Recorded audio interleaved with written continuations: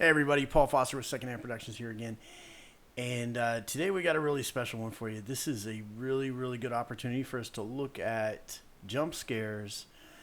And what I always refer to it as like allowing a scene to breathe, so your audience has a moment to kind of like process what just went through. So when we get back, we're going to look at the smiling man. So don't go away.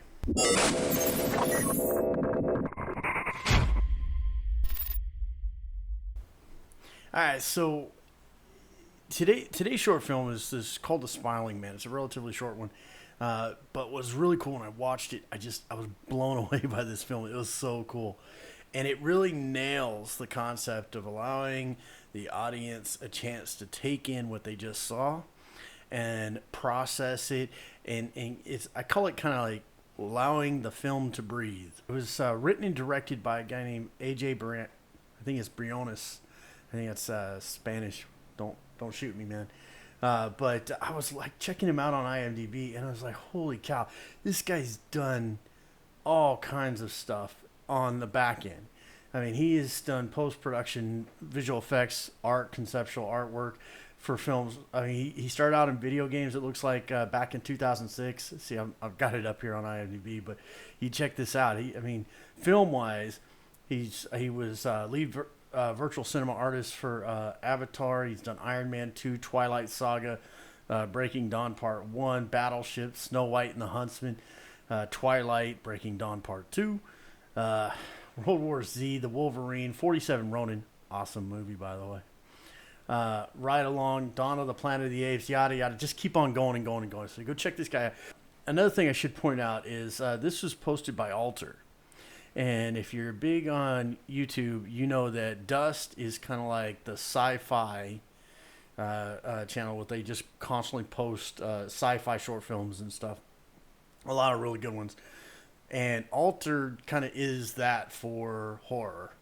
And so when you get something from Alter, it's going to be kind of high quality stuff. This film, I think it's won 13 awards, I believe, and it was nominated for another 5. And it really earned every award outright. It was a selection to South by Southwest, and that's just touch. I mean, it ran the festival circuit for I think 2 years almost. But that all being said, we're going to kind of get into this. We're going to watch it together, and then I'm going to give you some feedback, and we're going to talk specifically about jump scares and allowing a film to breathe.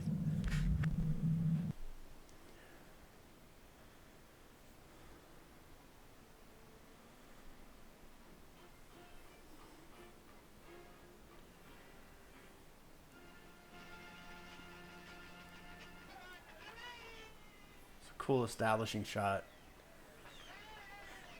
Young actors are really tricky, and I learned the hard way. I mean, it takes a lot of patience.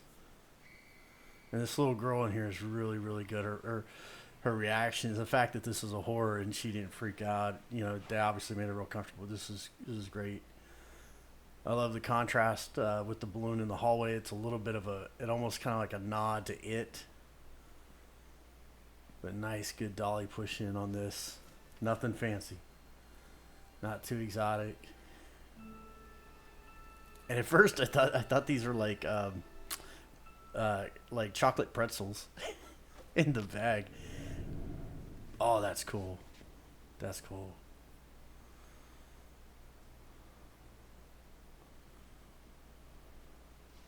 Did y'all see that shadow?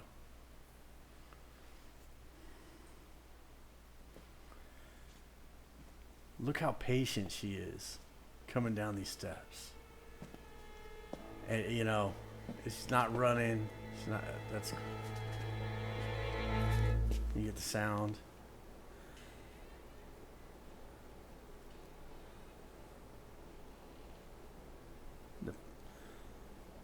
Now watch what happens here. Focus heavy on the door. We're gonna get some build up. Ooh, that's it right there. That's beautiful. That's a beautiful jump scare. Because you never see it coming. Your focus is completely on the door. They go back to it twice to make sure that's the focus. And then she doesn't freak out. I mean, it's all in the music and the fact that the hand is there. And then they bring it back down. I mean, when you bring it down like that, allows the audience to kind of like anticipate. They're trying to anticipate what's going to happen next. Nice pan tilt here. Nothing exotic. They're not trying to get too cute with camera motions. I think this was shot with both a... this is the rest of her doll.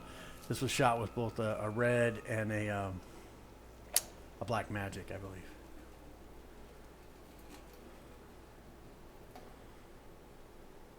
Nice slide shot there.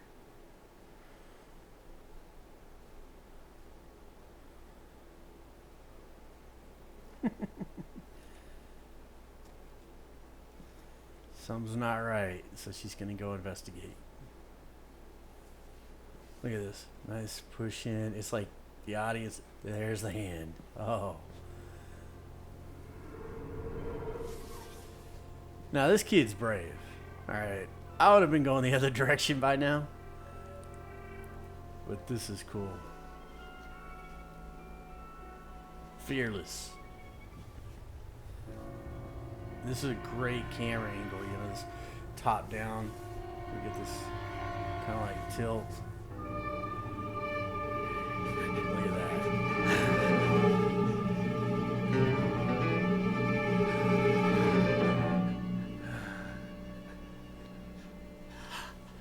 This guy is so awesome.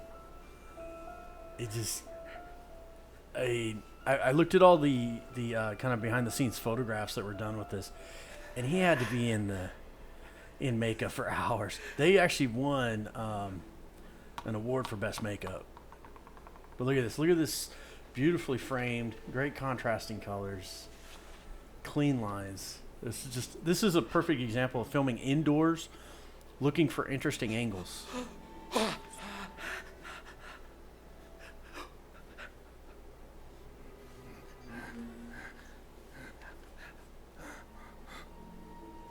And what she doesn't know, what she's not seeing, is what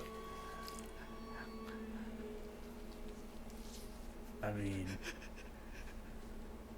Nah, she looks down. There's blood on the ground.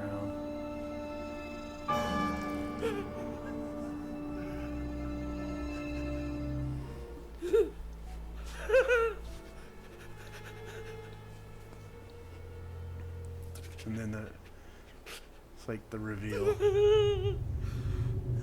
Mom.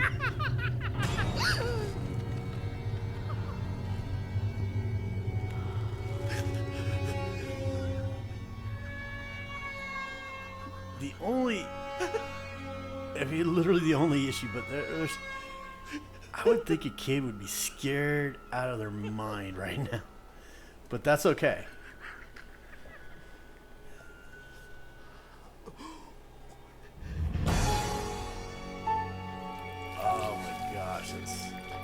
Honestly, when I watch this, I go, man, how long did it take him to get the rest of that fake blood off the floor?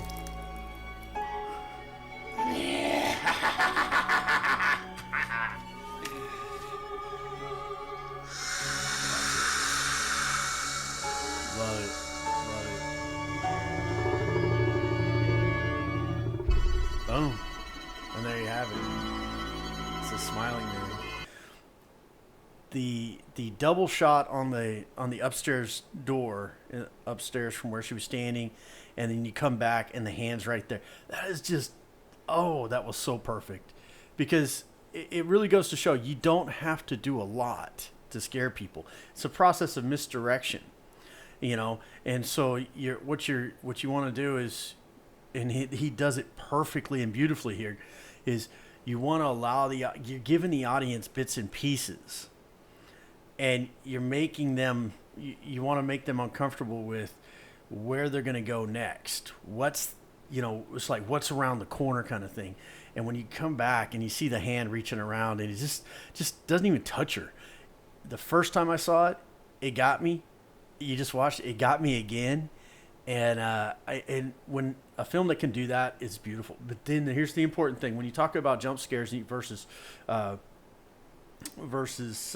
kind of like false falsely triggering something where you use the music to get to a cue and then it kind of comes down. And they did that. They come at you with the strings and they get you right as the hand is there, but it's not overbearing, so it's perfect. And then they just bring it all back down, and then it's like nothing happened. And it's really supposed to, the goal there, I believe, is to make you unsettled. When I shot Unwanted, the big reveal scene in the film that there was a problem in the house was when the lead actress is exploring the house at night because she hears noises, and she comes out and there's a young lady standing with her back to her in the hallway, and it's this buildup of anticipation. Is like, first there's something there that shouldn't be there. When she reaches out to touch her, my actress Krista Watson reaches out to touch Winter Fielder, who has her back to her. Then her face comes out the back of her head and leaps at Krista, and then she wakes up. It's that anticipation, the build-up. It's that anxiety that you're creating with your audience.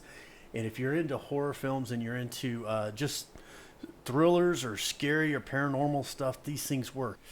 So I've seen films where the jump scares are just, the timing's off. They misdirect, or the character's not in the right spot, and it has a net zero effect. One of the problems I had with the movie It was that they telegraphed everything, literally everything. After the little boy gets his arm bit off in the drainage, and in the water drainage or gutter, in the gutter. I'm drawing a blank here. When he bit into his arm, they telegraphed that so badly it wasn't even scary. And it was at that moment in time I realized they're going to do this through this entire movie, and so it didn't even faze me. And you can ask anybody that really knows me. Scary movies, I generally don't watch them. After I did Unwanted, I started watching more scary movies, and so it wasn't as bad, and I was kind of having fun with them. I've kind of gotten a new respect for thrillers and scary films. I think the most important thing you could probably take out of any kind of horror film, scary film, and I've watched a share of them now. It's the best ones are the ones that do a great job of misdirection. Their timing is in place. Their music is keyed up and synced, and you're invested in what the character's doing. In this case, the little girl's going down the hall. She's finding these balloons. She's just walking down the hall. There's nothing uneasy about that, right? She's just walking down the hall, so who cares? But when there's balloons and there's stuff attached to the balloons, parts of dolls, it makes you go, what's going on here? And then when you see the door kind of open but then closed, it's starting to make you feel like something's not right. And as soon as they start to get into that mode as an audience, that's a great time when you got them, you hook them.